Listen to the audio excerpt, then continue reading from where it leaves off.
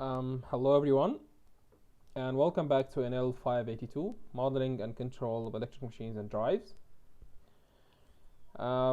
We should be done with DC machines, and today we'll be starting talking about the other types of machines, namely AC machines, and they have different kinds of machines. We'll be talking about them, or at least we'll be talking about the most important one of them, the ones that are very popularly used in all the industrial facilities, and you'll be seeing them in any kind of factories or in a power plant generating electricity in the power system.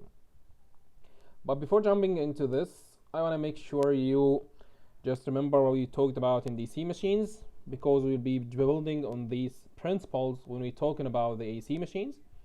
So that's very important to keep those principles in mind, and also we'll be trying all the time to try to compare between the new machines and the old machines you'll be taking. So we took DC machine, and we'll be start talking about synchronous machines, and then about induction machines, and at the end we'll be trying to get an overview about one or two kind of other special machines.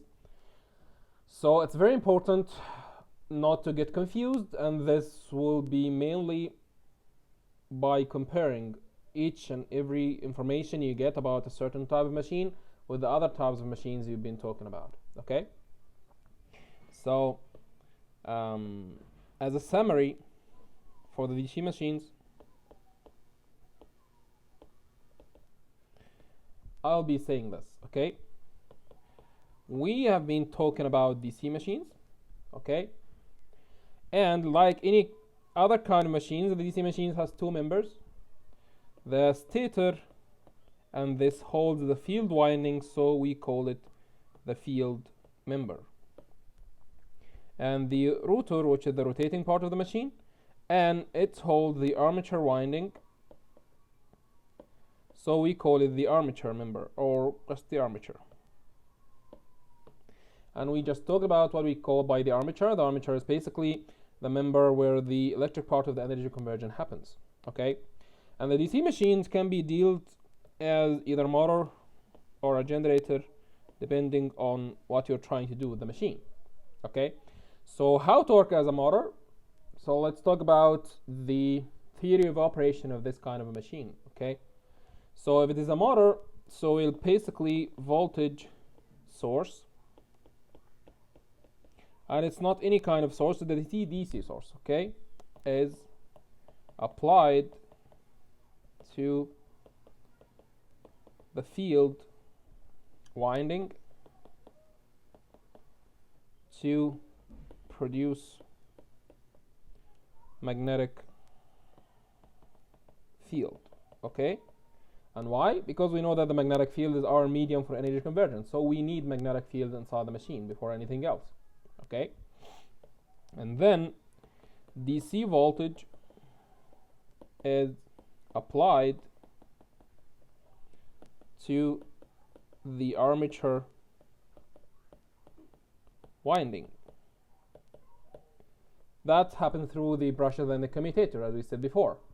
Okay, this DC voltage applied to the winding pushes current, electric current, into the coils while cutting the magnetic field of the field winding. Okay, so the magnetic field, this magnetic field comes from the field winding, and your armature coils carries current, and while containing a magnetic field. This all the causes you need just to make you an electric torque, a mechanical torque for a motor. Okay, so this produces mechanical torque. We call it T motor or tap motor. Okay, this torque causes the rotor or the armature, whatever you want to call it, to rotate with a speed omega m. okay? And that's what we want from a motor, okay? This motor to rotate. But as we said, as the motor rotates, the armature or the rotor winding rotates inside the magnetic field. Also, again, the same magnetic field we've been talking about, the source of magnetic field coming from the field winding and the stator, okay? And that means you have coils rotating inside a magnetic field, cutting this magnetic field, and this is the all you need to have induced voltage generation, and this causes voltage to be induced in the armature winding, okay, this E armature, the induced voltage. This voltage opposing the external applied voltage, okay? This external applied voltage, we called it V terminal most of the time, okay? So that's what we said about these kind of machines. And we just modeled the armature of the machine like this. That is the armature resistance, RA. These are the brushes connecting this. So that is the induced voltage. If this is the V terminal with these polarities, that is the applied voltage from outside, like this. That's a battery connected here. This will pushing current inside the machine like this. And the induced voltage inside the machine will have these polarities because it's opposing the applied voltage from outside. And this make you know that the armature current will equal the terminal voltage minus the induced voltage divided by the rotor resistance. Sorry, yeah, this is the rotor or armature resistance, okay? That's what's happening inside the machine. But what about the external system connected to it, okay? So when a mechanical load is attached to the rotor shaft, and that's what we need from the motor to be connected to a mechanical load to make it rotate with a certain speed or certain torque, okay? This load, it acts like a counter torque. This torque opposing the torque coming from the motor. It's just like a brake, okay? So if you have the shaft like this, and the torque coming from your motor is in this way, causing the machine to rotate in this way, which is clockwise, the load torque will be just as it's acting like the load torque, acting in the other direction, okay? That means just causing a brake for this torque coming from the motor. And that makes sense, okay? But as this acting like this, because you have a load applied and this acts like a brake, this will cause speed omega m to drop a bit. So the speed will be just reduced a bit, okay? So omega m will be just decreased a little bit. And when omega m decreased, that will make the induced voltage in the armature to be reduced also, because if you remember, EA equals K phi omega m. So if the flux is constant, we're not controlling it or something, the change in omega m will be directly affecting the induced voltage. So the reduce and the speed will reduce the induced voltage, okay? And if the induced voltage reduced, that means the armature current will be increased. Then again, remember, the armature current is V terminal minus EA divided by RA. So if this EA goes down, this current goes up. Okay, guys? So that's how actually the motor reacts to be having a torque.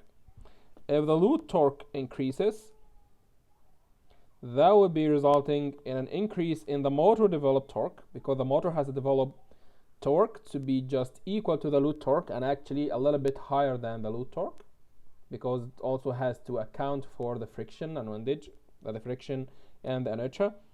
I will just put the mechanical equation back here. I just placed it in the first tutorial. So the motor torque has to equal the load torque plus B d omega m by dt plus J d omega m squared by dt. Okay. So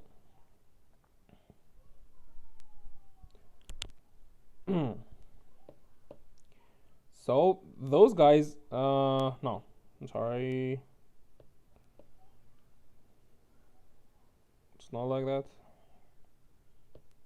Yeah, so it's B omega m plus J d omega m by dt. Okay. By the way, we said that this B is not the flux, it's just a constant here. So this we call it the inertia torque, because this B is the inertia constant, the friction constant. Not so it's happening here.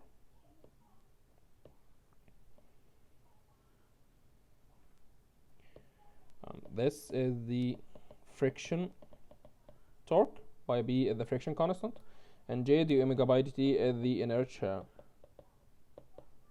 torque. We talked about this in this tutorial, in the first tutorial. Is just the machine, that is the motor torque that is developed from your motor, and that is the load torque. So the motor has to develop as much torque to overcome the load torque, and a little bit extra to account for the friction in the mechanical parts and the inertia of these mechanical parts, because the rotor and the load, they just have mass.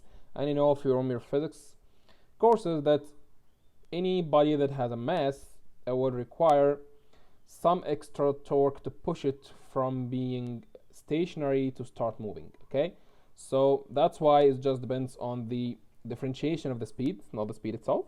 So that means that's just a transient term. So the inertia just happens in the transient.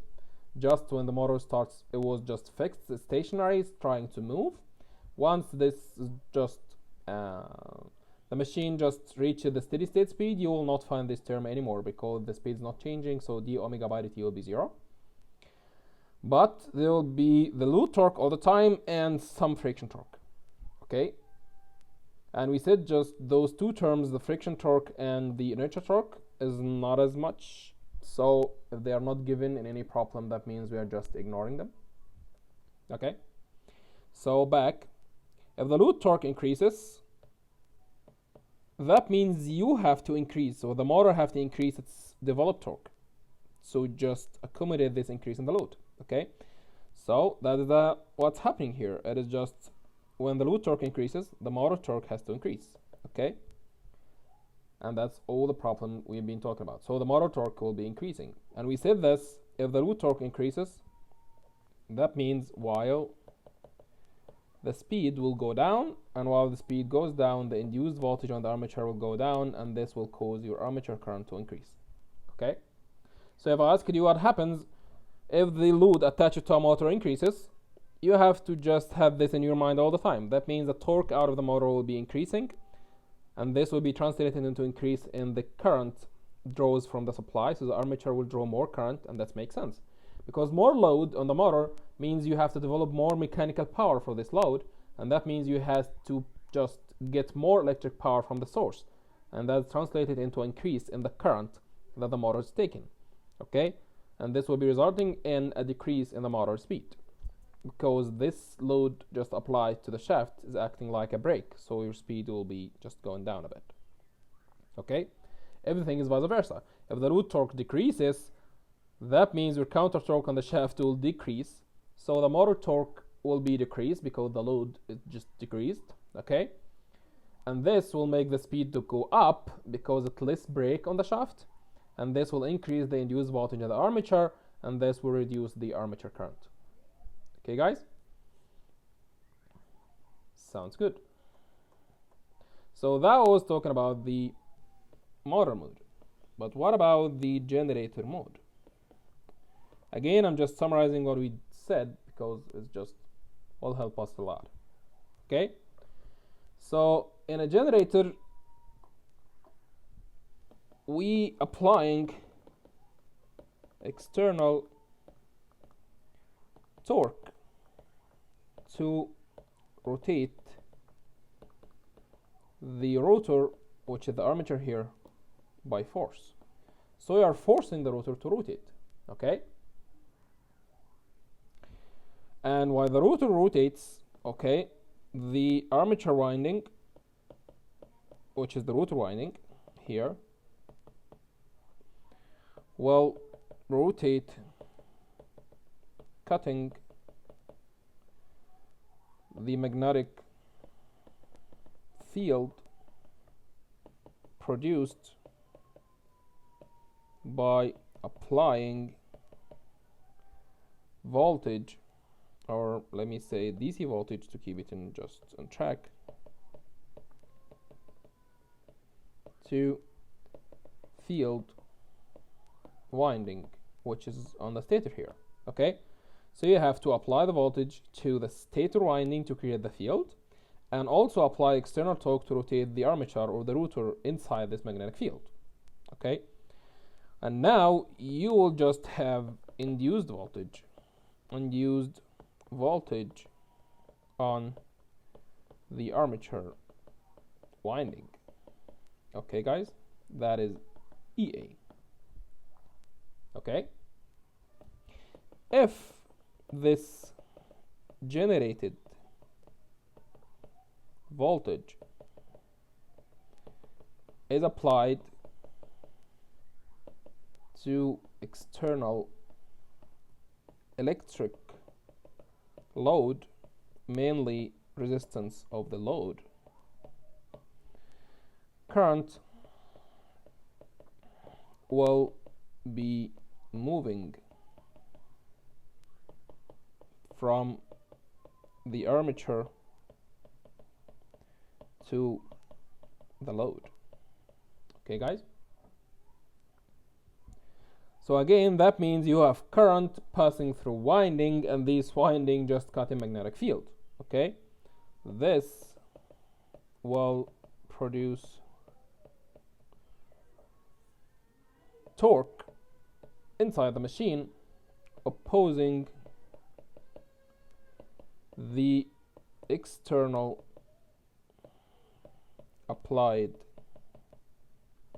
torque. Okay guys, so again it's the same idea.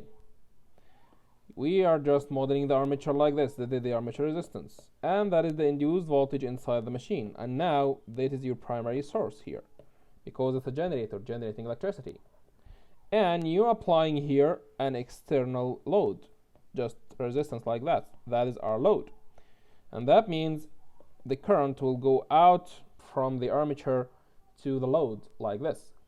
Okay, and this will just have you a terminal voltage here just like this. Okay, because that's a resistance load and you have a current moving through it, so by Ohm's law you will have a terminal voltage like this. And like you see, again the terminal voltage also is opposing the induced voltage. It's how just Lenz's law works. Okay, so also the armature current here is EA minus V terminal over RA. It's just now the opposite way around. It's not VT minus EA, now it's EA minus VT because it's a generator, so EA is just higher than VT, not like the motor where VT is just higher than the induced voltage. Okay guys, so it is the same idea again. Let's see what happens if the load increases. Sorry.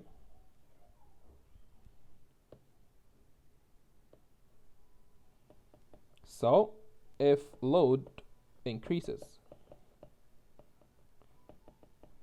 what I mean by load increase here, have that in mind, because we're now talking about electric load, because that's a generator guys, not a mechanical load attached to the shaft.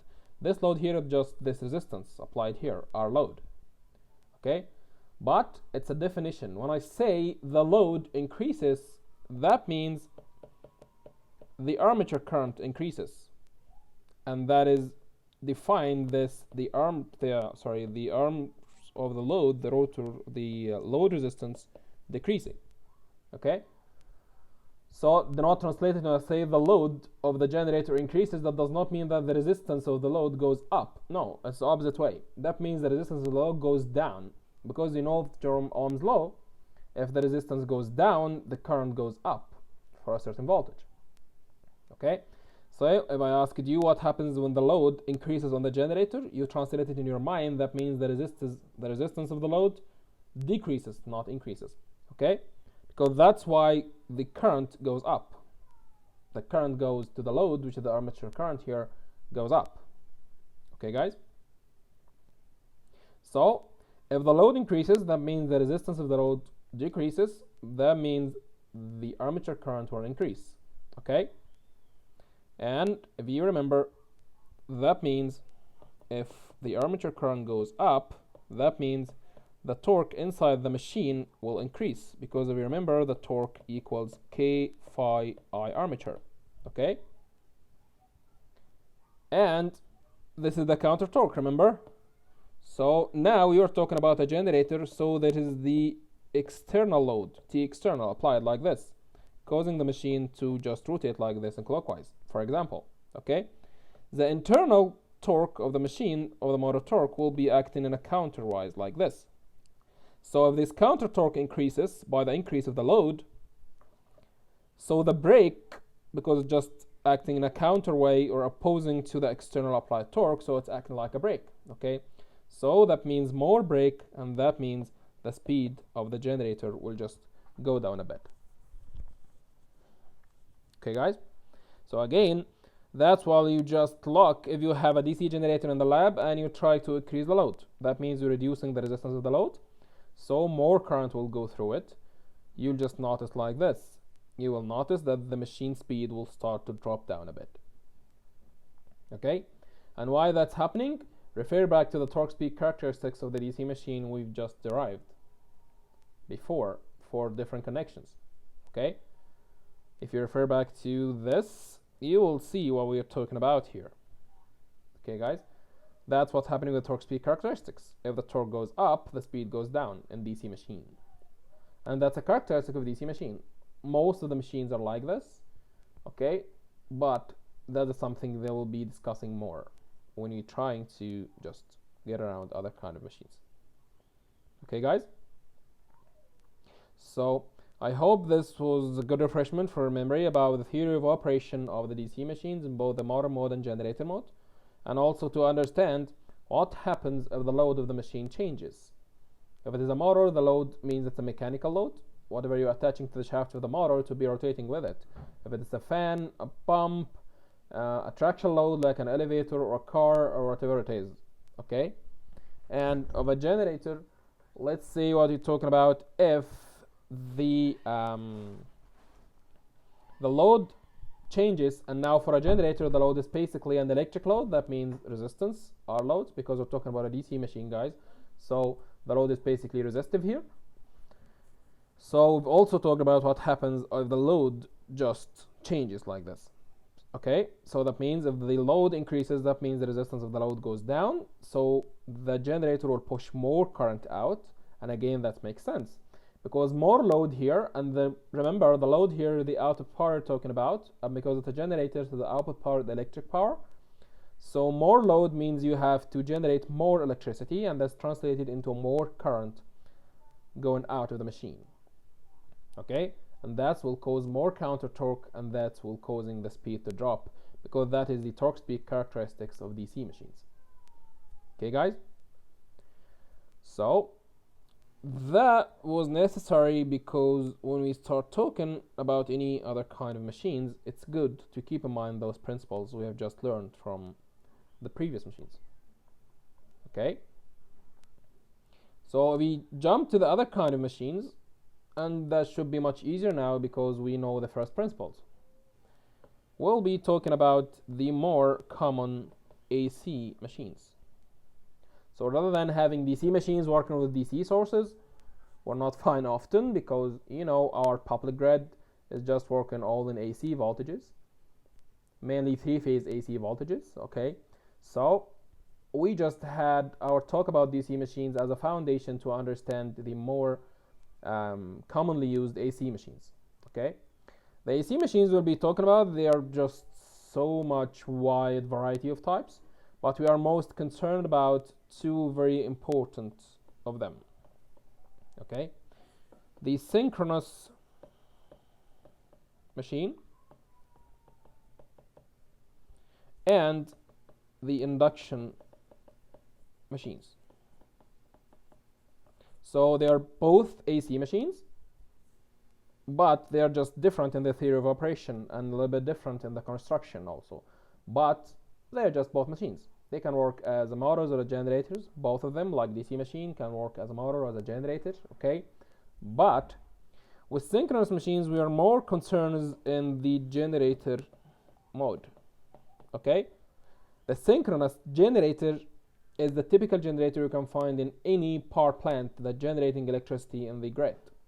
Okay, I do not have a very specific number, but you can find it. It's over 95% of all the generating facilities.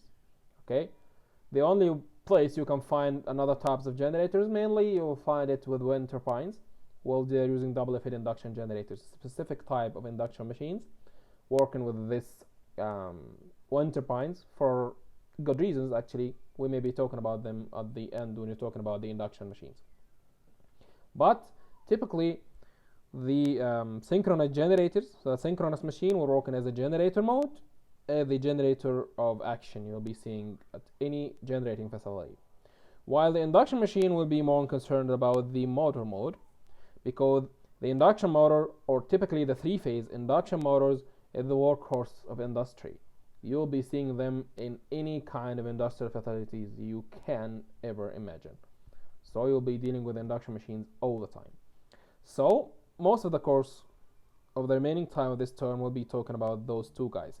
The synchronous machine, we'll be talking about it basically in the generator mode, and we'll be talking a little bit in the motor mode, and we'll be then talking about the induction machine, mainly the three-phase induction machine, and we'll be talking about it in the motor mode in the most of the cases, and we'll be just have a little bit of time talking about it in the generator mode also, because both of them can work as a motor or as a generator, but they have specific very good characteristics when the synchronous machine is working as a generator and the induction machine is working as a motor. Okay, guys? So we will be start talking about the synchronous machines first, and when we're done with this, we'll just jump into induction machines. Okay? So the synchronous machine, I'll be starting now by just looking at the basic construction. So I'll be talking now about the construction of synchronous machine. How this kind of machine really built.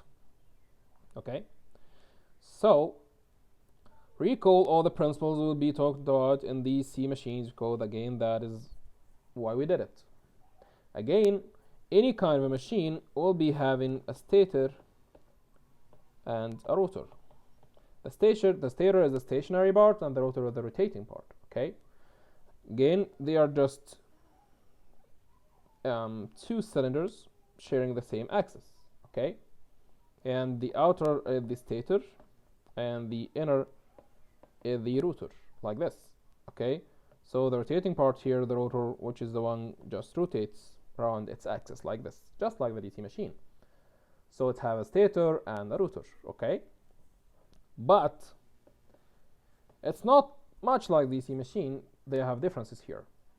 Okay, have this in mind. That's so important. Now the stator of the machine is the armature winding, and the rotor of the machine is the field winding. It is the opposite way around compared to the DC machines. Okay, so here the electric part of the energy conversion happens in the stator, not in the rotor, while the rotor is the one that carries your magnetic poles. Okay, guys, we said that before. So it's not the same thing from all the kind of machines where the armature is, where the field is. No, they are different. Okay, so in this kind of machines, back in the DC machines, sorry, the field winding were on the stator, so the stator holds the poles that produce the magnetic field, while the armature winding is on the rotor. Okay, while here in the synchronous machine, we will having the field winding just on the rotor of the machine, while the armature winding is on the stator. Okay, so let me start talking about the stator of this kind of machine. Okay, so sorry, I will be talking about the rotor first. Yeah, more convenient. So the rotor of the synchronous machine is basically the field member. Okay, and this can be built in two types. The first one, we call it the salient pole rotor, while the other one is the cylindrical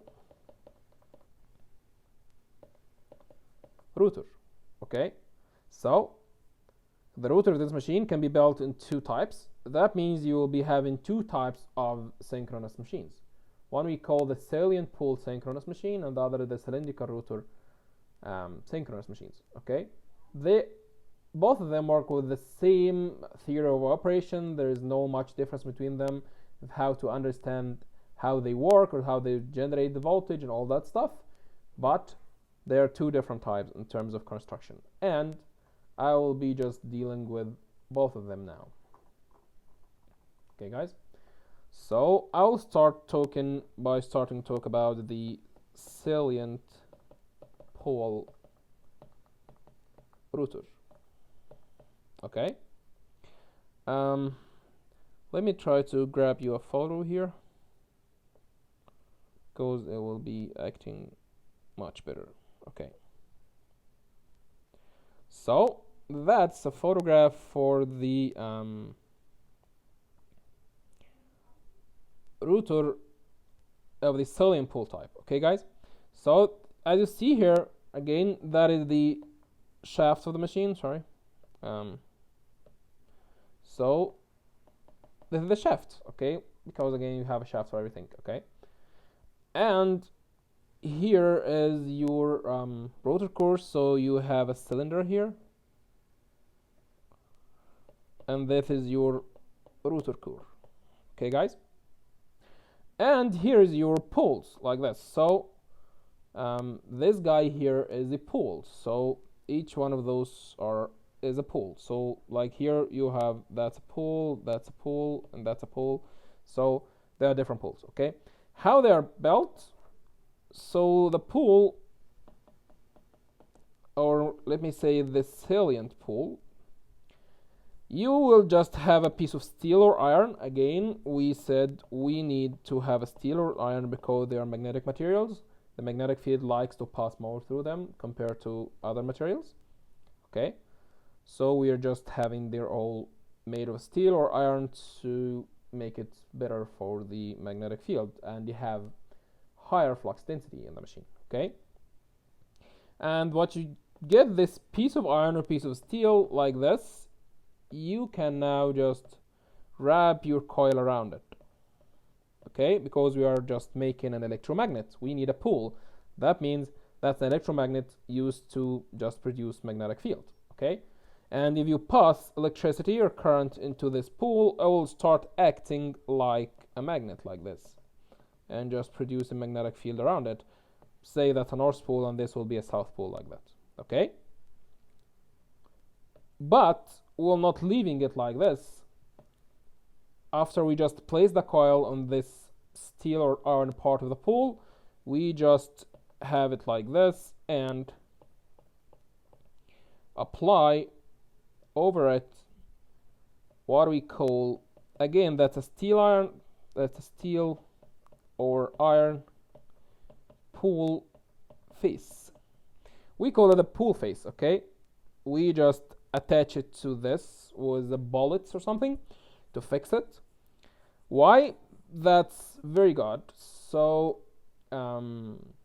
we attach it for multiple reasons. Okay, so the first one, to attach it like this and take the cylindrical form like that, because this guy has two jobs to do, this pole face. Okay, First one, it makes the flux coming out to be more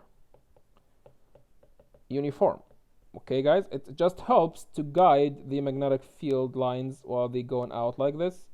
I will be acting much better. Okay, just like that. Okay, so it will help make the magnetic field lines traveling around the machine just looks more uniform, and that's much better in terms of the performance of this kind of a machine. The other job that does this steel iron pull face is just doing is just make secure holding of the coil. Okay, so because this rotor rotates around like this, so all these pulls are rotating also, and it's just in a very high speed because they are just machines. Okay, so if you don't have this cap here, this face here, this piece of face like this coil, because that's your coil here, this is the coils, okay, may just, while this is just rotating at a very high speed, it may just come apart. It will just be thrown out of the pool, and that's damaging the machine. So we are just applying this pull face here as more securing for the coils to just stay in place. Okay, guys, so it's much important and much good for the performance of the machine, and it also helps to make sure your coil stays in place while the rotor is just rotating. Okay, guys, but still you're talking about something like this. So to build the rotor while it's in saline pool, you will have this rotor that's TD and 2D now. You will have a cylinder like this. That's the rotor core cylinder like that. Okay, that's 2D now, so the shaft is in the center like that. Okay, guys, and you will have your poles like this. So imagine I have just 4 poles now, so I will be just having this is the pool piece like this. Okay, and here will be your pool face, and here is the coil. Okay, guys, and this will be just also done with the other poles. So let us assume we have 4 poles here, so they will just act like this. Okay, guys, all of them just having coils. Okay, guys, but keep that in mind. And again, guys, because we are engineers, so they're not all about math and stuff. So how to build something like that? That's basically we grab a cylinder like this cylinder first, and we get the pool piece, this one here, just like a separate piece, and we use a bullet to just attach it to this rotor cylinder like that. Okay, and then we apply the coil, and after that we get the pool face piece, this pool face here, and again we use another bullet to just attach it to the pool. Okay, and all of the tools are just made like this, and this we make sure to make it as rigid as possible, but still it's not the 100% rigid secure shape. That is why the salient pole rotor is mainly used for low speed generation. Okay, the very typical application for the low speed here is used with hydro generation. That's why we call it hydro generators. So it's mainly used with the hydro power stations when they use just a falling water to rotate the machine, rotate the turbines, which rotating the machine. Okay, and this is typically not a very, very high speed application, so we may use this kind of the rotors, the salient pool machines. Okay, guys, that's why we said, because we use it for low speed application. Why it's used for low speed application? Because it's not highly mechanical or mechanically rigid. Why? Because of the way it has been built. Because you're using bullets to just or bolts, just screws or all that stuff to make sure that the joints are just joined together. You just have a different cylinder for the rotor itself, or then just having the pool as two pieces, the body and the face, and all of them use screws just to attach them together, or other kind of mechanical ways. So they are not, it's not built as one piece. Okay guys, because it's not built as one piece, it's not that rigid. It's just separate pieces and we are joining them together, and that's not super rigid. Okay, that's the way. It's not highly mechanically rigid because it's not built in one piece,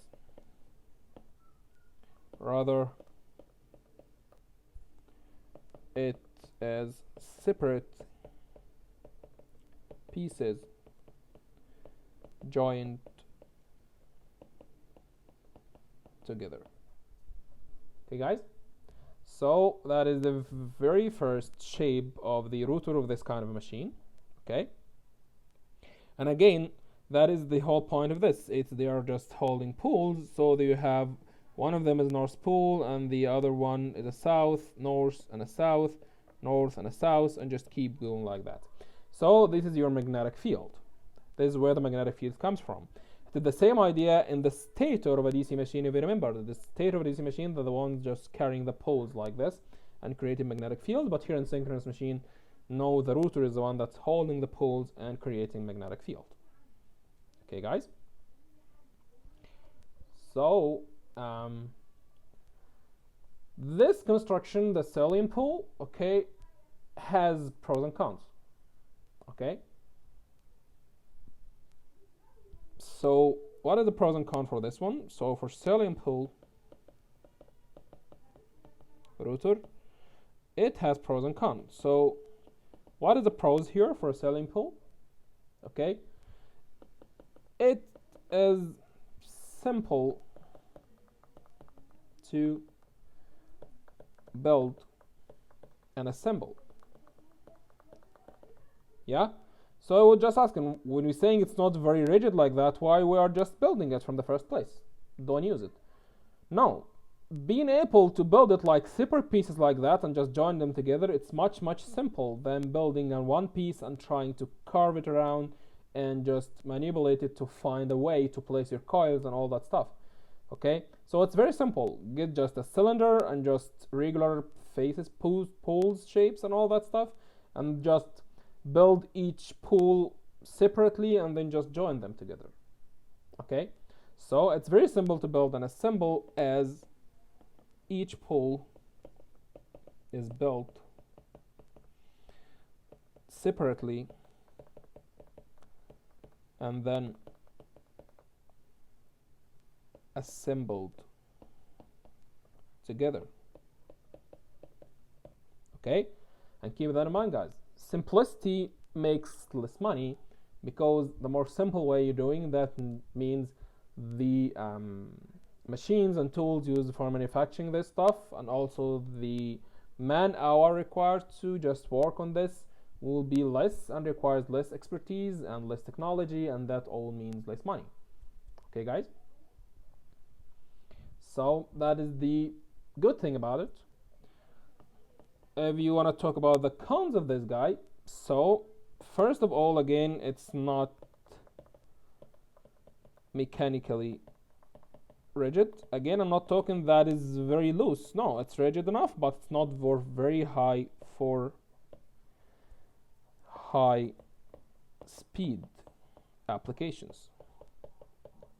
So it works fine for low speed application, but if you try to just use it for a very high speed applications, it's not the good thing to go with. Okay, the other thing that's a very important thing, also acts like a con, the gaps between poles causes torque pulsations, causing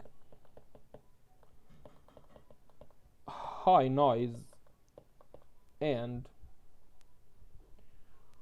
more mechanical losses. What is this? Seeing this, how this spelled? So you have different poles like this, and you will be have that's empty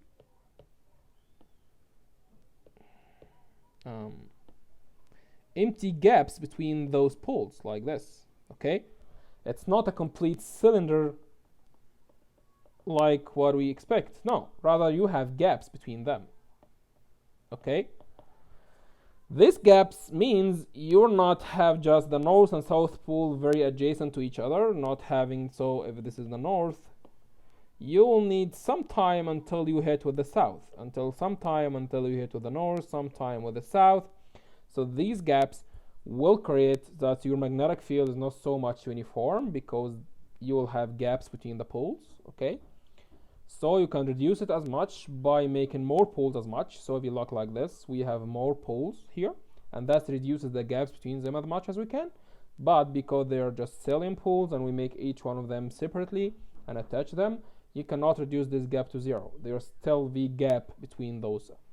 It's inevitable. Okay, so these gaps makes the magnetic field not 100% uniform, and this will make what we call a torque pulsation. That means the torque is not like, if you remember what you talk about DC machine, so the torque will be just acting like this. It will be just like a zero torque in some periods. By increasing the number of poles, like we said in DC machine, we can reduce these gaps as much as possible, but it will be there. That means you are not having a constant torque like this. It's constant all the time. Rather, it will be just having a value and then down to zero a little bit and back, and zero a little bit and back, and this will make some sort of a pulsation to the torque. Okay, just imagine this in your mind. If you just riding an elevator, an old elevator is not working well, this elevator, when you're just trying to start or stop, you will just notice this elevator shakes a little bit. This shaking comes from what we call a torque pulsation, because the torque is not so much smooth. It has some pulsation, and that is not good. Not good for you as a passenger for the elevator or for a car or whatever it is, and it's not good for the machine itself, because these pulsations will cause more noise, so the machine will be more noisy, and it's also cause more mechanical losses. Okay, guys, so that is about this kind, the salient pole. It's simple to build, cheaper, but yeah, it has problems. Again, it's good for its application. The other type, what we call cylindrical router, and from its name now, it is just like that. You have a cylinder and you place the coils inside it to make the poles. Okay, so for this will be just 4 poles like this. There's a pole, and that is another pole, and that is a pole, and that is another pole. So that is north, that is north, that is north, and that is south, and that is south. Okay, that is your rotor here. So you have a cylinder and you just bury the coils inside this cylinder. Okay, so it is much look like the rotor of the DC machine, but actually it's not 100% like the rotor of a DC machine. Okay, so let me grab this for you. Sorry.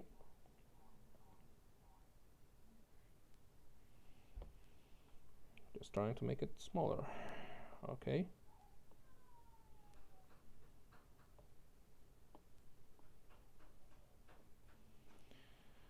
So it's not the typical way of it is. So that's actually the rotor of an induction machine, but it's much looks like that. So you have the router stories again. Yeah, you have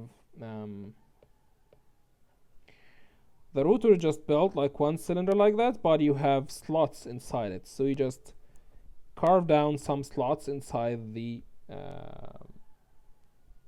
this cylinder. So you'll have a cylinder like this, and you just carve out some slots inside it like this. Okay, guys?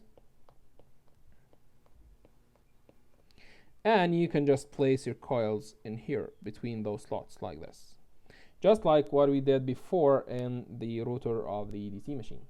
Okay, so it's now one piece. Yeah, it has come. It's a problem. Is just it's complex, more complex to build. Okay, and that's cons. That's problem here. And more complexity means more money and all that stuff. But it is mechanically rigid. So it can be used in very high speed applications. That we call it a turbo generator.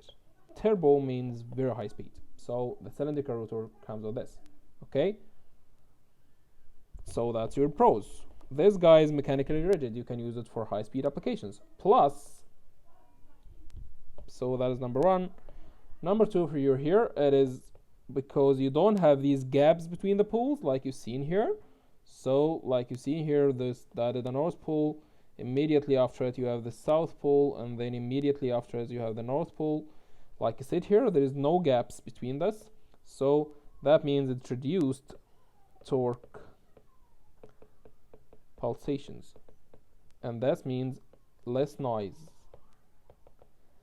and less mechanical losses. Okay, guys, so this solves the problems came with the Stellium pool type, but it comes with a cost. Okay, so it is one cylinder, and you carve out some slots inside it, and you place the coils inside these slots. Okay, so it's more rigid. The router is all built like one piece. Okay, so it holds the very high speed, and nothing will happen to the structure of the router. But again, this again, and it's very smooth like this. It's not different pieces and placing them, so you have to have gaps between them. Now here you have almost no gaps between the poles, and that means your torque will be much smoother compared to the torque of the Stellium pool, and that means the machine will be so much quiet. There's no noise, so it's just very small kind of noise coming out of the machine, and also it's much better in performance, and the mechanical losses will be less, but it all comes with a cost. More complex manufacturing process means more time and more money. Okay, guys, so which one of them to use? Each one has pros and cons, and you as an engineer decide with each type to go. So that we said, the first one we go with the low speed applications. So if you have low speed, that's good to use the Stellium pool, because it will be cheaper and more simple to build and manufacture. If you have a high speed application, that means you have to go with the cylindrical type.